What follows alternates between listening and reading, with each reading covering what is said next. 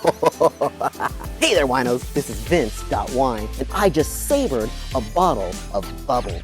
You know, there is literally a world of sparkling wine out there. So how do you choose between all the different options? Well, today I'm going to show you the best wines for your New Year's Eve between CAVA, PROSECCO, New World Sparkling Wine, and of course, Champagne. That and more on today's Uncorked.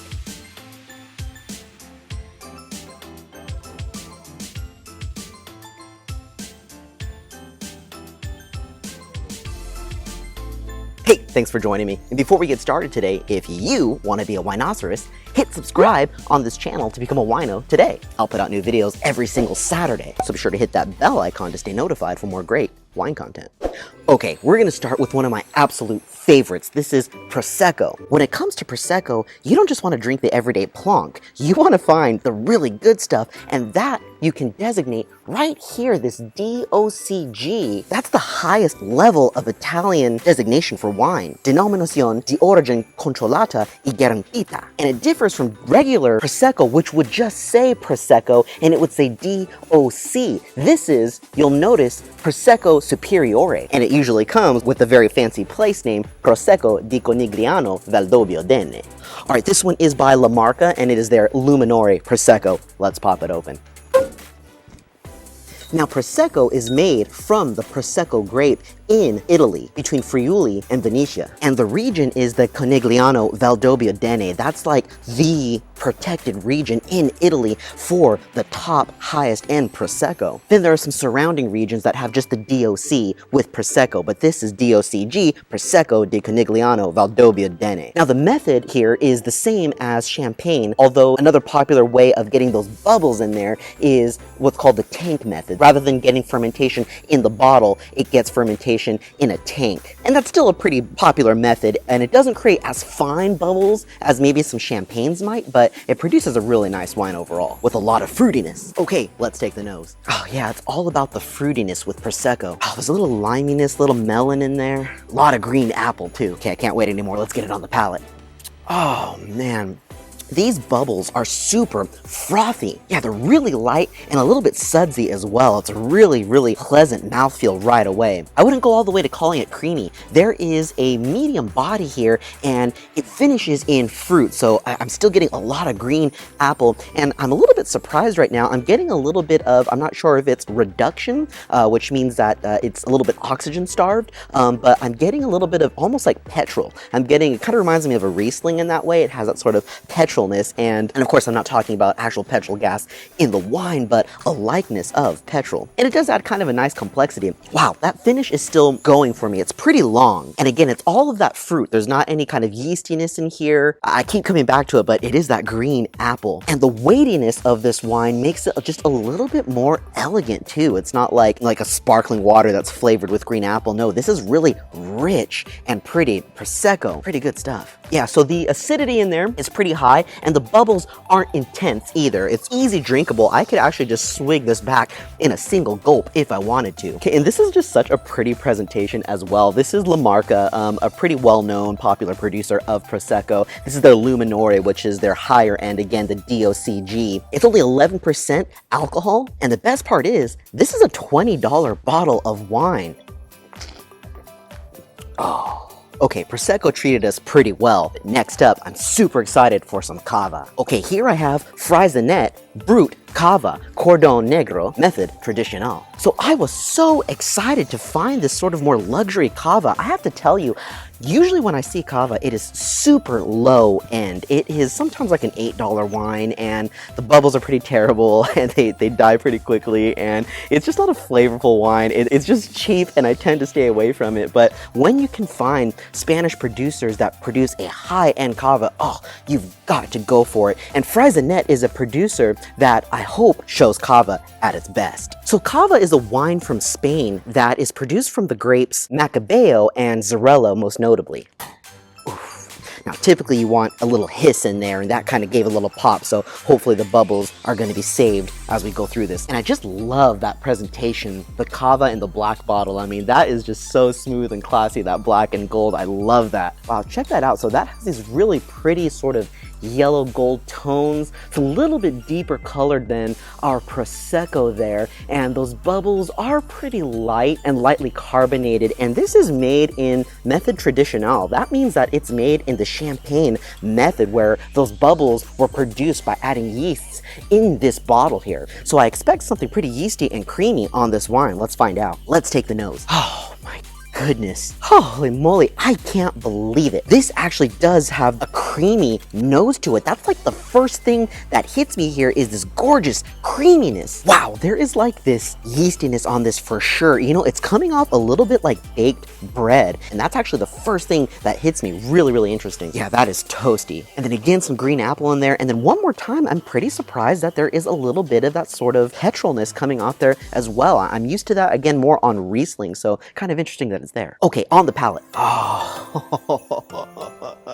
Whew, okay, that is smooth. And I know you don't usually think of smooth when you think of sparkling wine, but man, that is just rich and round. I'll say one thing, the bubbles are a little less noticeable here. They're not very present, as a matter of fact. Let me get it back on and pay attention to how the bubbles hit the palate. Yeah, it drinks almost like sort of a sudsy white wine. This definitely drinks more like a white wine, but where it makes up for those bubbles is in that length of flavor. This just has such a rich flavor, once again, of green apple, and that yeastiness shows up a little less on the palate. It's mostly on the nose with that, but that does add a nice complexity to this wine as well. This is really well made, really well rounded. I like this quite a bit. It's super bright and pretty in the glass, and again, that presentation is just absolutely killer. This is a really cool looking bottle, and this was $12. Real quick, the cava also kind of reminds me of beer. It has like this beer kind of flavor, and again, that probably comes from the yeast. So far, cava and Prosecco, not bad. Really great options for sparkling wine. Both super fun, both super celebratory, and the best part, inexpensive. Okay, next up, New World sparkling wine. So I got here a bottle of Chandon, and I really wanted to do that because I wanted to help you winos find out, what is the label talking about? Is this French? Is this champagne? So these days, more and more people understand that you can't actually call a sparkling wine champagne unless it's from the region of Champagne in France. So in the New World, we just call it sparkling wine. So this is Chandon, a sparkling wine producer that's actually based in California, but they use method champenoise. So if you see that, and that'll be right here, method traditional or method champenoise, that talks about adding the yeast to the bottle and allowing those bubbles to get produced right here in this bottle. Then the riddler would rack and riddle this bottle and allow all of that yeast to come down, down, down here into the neck, and then they freeze that neck and shoot out that little bit of extra yeast left over from that fermentation that created those bubbles. Then they got to go back in and add what we call the dosage or the liqueur de tirage, and that will usually add a little bit of sweetener or sugar back into the wine, and then it'll spend some more time aging. So with method champenoise, New World winemakers, even here in California, can offer you that creamy, fruity style of sparkling wine. Oh, by the way, this is Blanc de Pinot Noir. That's a Californian thing. In Champagne, what you would see is Blanc de Noir, which means Pinot Noir or Pinot Meunier, or Blanc de Blancs, which means from Chardonnay.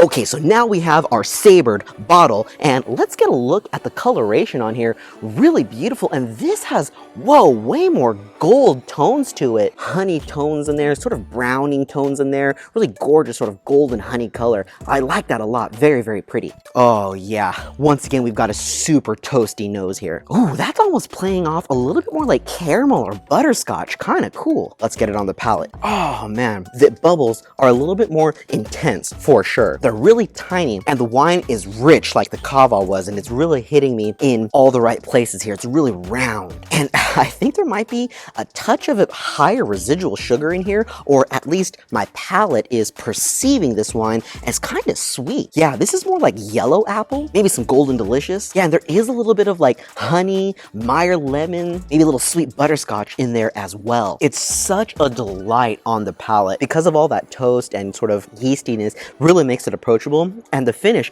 is certainly long as well. But you know what? This is maybe a touch on the sweet side for me. Kind of interesting. I didn't expect that, but ultimately, this is a phenomenal sparkling wine, super well made, and definitely celebratory, super self-drinking. I might not be able to have more than a couple glasses here just because of the sweet level. But for what it is, maybe for just the countdown, pretty nice. You guys like my little yay glasses here? Come on, we're celebrating. It's New Year's. All right, so our Chandon is actually a $16 wine too, so it's totally not going to break the bank. And it also comes in a rosé as well. So the sparkling rosé, I imagine, is going to give you a lot more of that cherry and strawberry. Really pretty and probably kind of on the sweet side as well, but really finely made wine. I had a lot of fun bursting the bottle open with my champagne saver here. That was pretty cool. At long last, let's have some champagne. All right, we're gonna get into some champagne, but I wanna point out, this is actually a Kirkland champagne. That's the proprietary brand from Costco. So this is an inexpensive one, about the $20 price range, and Kirkland does produce some really great wines as well, so you don't have to break the bank just to get some French champagne in there,